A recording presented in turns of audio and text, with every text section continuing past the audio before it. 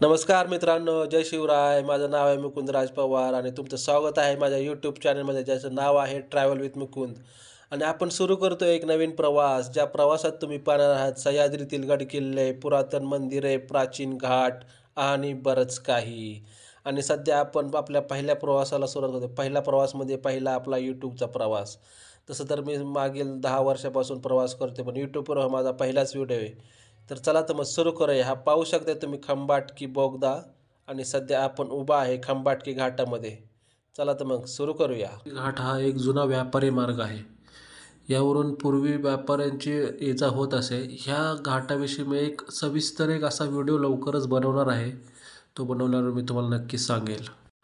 आणि मित्रांनो, आता आपण आलेलो आहे सातारा शहराच्या हद्दीत, आणि आपण उभा आहे, हा दिसत आहे समोर दिसतोय, हा एक सातारा पंढरपूर रोड. हाच रोडने तुम्ही जाऊ शकताय कोरेगाव, म्हसवड, फलटणला हा रोड पुढे जातो. आणि ह्या वरच्या बाजूला जो दिसतोय तुम्हाला, आत्ता आपण हे बघू शकता, इकडून जर तुम्ही वरती पाहिलं तर हा आपला दिसतोय अजिंक्यतारा किल्ला. सध्या धुकं पडलेलं आहे, त्यामुळे तुम्हाला असं नीट दिसणार नाही. हा पाहू शकता समोरचा डोंगर आहे ना, तो अजिंक्यतारा किल्ला आहे. आणि पायथ्याला वसलेलं आहे आपलं सातारा शहर. आपण आता कुठं आलो आहे, सातारमधील जे लोक आहेत त्यांनी ओळखलं असेल, पण ज्यांना माहीत नाही त्यांच्यासाठी सांगतो.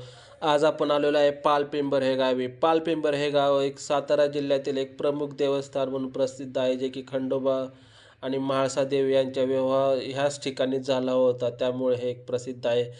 खंडोबाचे एकूण 11 मुख्य स्थान आहेत. 11पैकी जी 5 आहेत ती कर्नाटकमध्ये येतात, आणि बाकीचे जे 6 आहेत ते आपल्या महाराष्ट्रात येतात. तर महाराष्ट्रात जर पाहायला गेलं तर कडेपठार जेजूर हे खंडोबाचं मुख्य स्थान आहे. पालपिंबर सातारा हे खंडोबा आणि म्हाळसादेवी यांचा जिथे विवाह झाला होता ते स्थान आहे. आणि शेंगूर हे अहिल्यानगरला आहे. सातारा हे छत्रपती संभाजीनगरला आहे. नळदुर्ग हे धाराशिवला आहे. निमगाव दावणे हे पुणे जिल्ह्यात आहे. तर हे जे 6 आहेत, हे 6 जी प्रत्येकाचे कुलस्वामी वेगवेगळा आहे. कुणाचा पालीचा खंडोबा असतो, कुणाचा कडेपठार जेजुरीचा असतो, कुणाचा शेंगुरेचा असतो, कुणाचा निमगावचा असतो. तर जसे प्रत्येकाच्या कुळानुसार प्रत्येकाचा कुलदैवत हा वेगवेगळ्या ठिकाणी झालेला असते, आणि त्या ठिकाणी ते जाऊन आपले जे जे काय कुळाचारा तर आजच्या दिवसाचं महत्त्व असं आहे की आज आहे लग्न म्हाळसादेवी आणि खंडोबांचं. तर तुम्हाला हे जे पात्र दिसतंय हे आहे ताराळ नदीचं पात्र, आणि तुम्हाला ह्या बाजूला जे गाव दिसतंय ते आहे पिंबर, आणि इकडं पलीकडं आहे ते पाल. म्हणजे पाल आणि पिंबर एकच गाव आहे, पण फक्त नदीमध्ये आल्यामुळे त्यांना पाल पिंबर असं वेगवेगळं नाव पडलेलं आहे. तर ह्या पात्राच्या जे उजव्या बाजूला आहे तिथं देवाचं आणि म्हाळसादेवींचं आणि खंडोबा यांचं लग्न लागतं. आणि जे मंदिराचा भाग आहे तिकडून आपले देव हे लग्नासाठी देवांचा वरदाव येत असतो. आणि हे पाहू शकता इकडं भरलेली यात्रा. इथं सगळी दुकानं लावली होती, म्हणजे दुकानाला लावायला त्यांनी एका साईडला अशी जागा दिली होती, म्हणजे जास्त गर्दी नको, त्यामुळे एका बाजूला सगळी दुकानं लावून दिलेली होती. हे अग्निशामकचा एक बंब. देवाच्या लग्नामध्ये कसं असतं, देवाच्या लग्नामध्ये मानकरी असतात. प्रत्येक लग्नामध्ये आपण पाहिलं असेल, नॉर्मल लग्नामध्ये पण मान असतो. तर अनेक गावातल्या बैलगाड्या येतात, ज्या की पाल गावातले, कराडवरून येतात, कोल्हापूरवरून येतात. तर ह्या प्रत्येक गावातल्या बैलगाड्यांना मान असतो. आणि दुसरा बाकीचं आहे ते जे सासनकाठ येतात, जे धाराचे पवार आहेत त्यांच्या सासनकाठीला पहिला मान असतो. ढोर समाजाचे जे काठ आहेत त्यांचा दुसरा मान असतो. तो कोल्हापूरवरून चोपदारांचा घोडा पण ह्या देवाच्या लग्नाला येत असतोय. आणि आपले जे तलवार, दांडपट्टा, गोंधळ, जागरण यांचे ते खेळ पण आदल्या दिवशीपासूनच खेळले जातात. त्याला कसं आहे, आपली बहीण ही प्रिय असते, तसेच देवाला पण आपली बहीण प्रिय आहे. देवाची बहीण कोण, तर इंजाबाई. इंजाबाईचा एक डोंगर म्हणून इथं पालच्या जवळचं एक डोंगर आहे, त्या डोंगरावर इंजाबाईचं स्थान आहे. तर देवाच्या लग्नामध्ये इंजाबाईचा पण जो मानपान जो राखला जातो, म्हणजे जे नॉर्मल आपल्या लग्नामध्ये जे लोकांच्या लग्नामध्ये बहिणीचा जो मान असतो, तसाच मान देवाच्या लग्नात पण देवाच्या बहिणीला असतो. तर बघू शकता, पण प्रत्येकाला जसं आपल्या बहिणीविषयी प्रेम असतं तसं देवाला पण आपल्या बहिणीविषयी प्रेम आहे.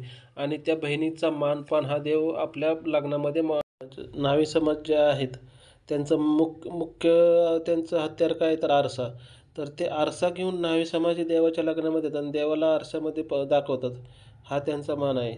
तर पुढे गेलं तर तुम्ही बघाल तर पिंबरमधील जे पाटील आहेत त्यांना हा रुखवताचा मान असतो. रुखवत वगैरे बनवायचा जे आपल्या नॉर्मल लग्नामध्ये जसं रुखवत असतो, तसं ते पिंपरचे पाटील समाजाकडे त्यांच्याकडे रुखवताचं काम असते. बाहेर कसं बकऱ्याचा बळी दिला जाई, तो मान हा मातंग समाजाचा होता. पण आता बळी दिला जातो का नाही हे मला पण माहिती नाही. कुणाला माहिती असेल तर कमेंट करून नक्की सांगा. आणि जे पालीमधले जे देवराज पाटील आहेत, ते जे ते ह्या मंदिराचे मुख्य मानकरी आहेत. तर त्यांच्या ज्या पहिले कसं होतं, हत्तीवर बसून ते देवराज पाटील यांच्या पोटाला देव बांधले जायचे आणि ते देव मग आंघोळीला घेऊन जायचे, वर्दव्याला घेऊन जायचे, लग्नाला घेऊन जायचे. तर ते पोटाला बांधून ते हत्तीच्या वरती बसायचे अंबारीमध्ये. पण आता कसं झालं, जे आता त्यांनी 3 मजले एक आपला रथ बनवला आहे. तर त्या 3 मजल्या रथामध्ये ते 3ऱ्या मजल्यावर ते देवराज पाटील देवाला बांधून बसतात आणि मग ते पाहू शकता हा रथ. या रथामध्ये ते देवराज पाटील त्यांचा जो मान आहे तो मान आहे की देवाला ते पोटाला बांधून देतात, त्या रथामध्ये बसतात आणि मग ते देवाला ते पुढे घेऊन जातात. आतापर्यंत आपल्या लक्षात आलं असेल की देवाच्या लग्नामध्ये प्रत्येकाला आपापला मान दिलेला आहे. म्हणजे प्रत्येक समाजाला हा आपापला मान दिलेला आहे. असं नाही की कोणाबद्दल भेदभाव केला. म्हणजे जे न्हावी समाज असेल, मातंग समाज असेल, प्रत्येक समाजाला आपापला मान दिलेला आहे. तो मान त्यांनी पूर्ण केल्याशिवाय देवाचं लग्न पुढं सरकतच नाही. असे काही लोक म्हणतात की हिंदू समाजामध्ये जातीभेद आहे, कुणाला कुठल्या जातीला तुच्छ वगैरे मानलं जातं. पण ह्यात आपण देवाच्या लग्नाच्या वेळी आपण पाहू शकतोय की प्रत्येक जातीला आपापला मान त्यांनी तिथं दिलेला आहे. पाल मंदिराविषयी एक आख्यायिका सांगितली जाते. पाल हे पूर्वी हे गवळ्यांचं गाव होतं. तर ह्या गावामध्ये एक गवळण राहत होते. तिचं नाव होतं पालाई. तर पालाई ही शंकरांची भक्त होती. तर इथं जवळच असलेल्या एका डोंगरावर शंकरांचं मंदिर होते. तर ती न चुकता रोज ती शंकरांना आराधना करायला त्या डोंगरावर जात असे. पण वयोमानाने पालाईचं वय झालं आणि तिला काय त्या डोंगरावर जाता येईना.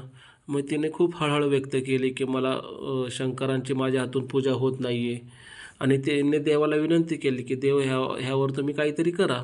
एक दिवस पालईच्या स्वप्नात शंकर भगवान येऊन त्यांनी तिला दृष्टांत दिला की तुझी जी कपिला गाई आहे, ज्या ठिकाणी ती दुधाच्या धारा सोडेल, उद्या म्हणजे उद्या सकाळी ती ज्या ठिकाणी दुधाच्या धारा सोडेल त्या ठिकाणी तुम्ही खोदकाम करा. तिथं माझ्या पिंड घावेल आणि तिथे तुम्ही माझं मंदिर बांधा. असा शंकरांनी तिला स्वप्नात येऊन दृष्टांत दिला. दुसऱ्या दिवशी पालाईने उठली आणि तिची जी कपिला गाईने ज्या ठिकाणी दुधाच्या धारा सोडल्या त्या ठिकाणी जेव्हा खोदकाम केलं असं तिथं जेव्हा जे शंकराचे पिंड सापडली आणि त्या ठिकाणीच मग जे आता मंदिर आहे ते त्याच ठिकाणी बांधलं गेलं व पुढे जाऊन त्याचा वेळोवेळी जीर्णोद्धार होत राहिला. तर मित्रांनो, तुम्हाला कसा वाटला आपला हा आजचा प्रवास? तुम्ही कधी हे यात्रा अटेंड केली आहे का? केली नसेल तर तुम्ही एकदा नक्की करा आणि केले असेल तर तुमचा अनुभव कसा होता तो मला कमेंटमध्ये नक्की सांगा. आणि हे आपल्या चॅनलला सबस्क्राईब नक्की करा, बेल आयकॉनचं बटन दाबा आणि तुमच्या मित्रमैत्रिणींबरोबर शेअर करा. धन्यवाद मित्रांनो. भेटूया आपण पुन्हा एकदा अशाच एका प्रवासामध्ये. तुमची आणि तुमच्या परिवाराची काळजी घ्या. जय शिवराय.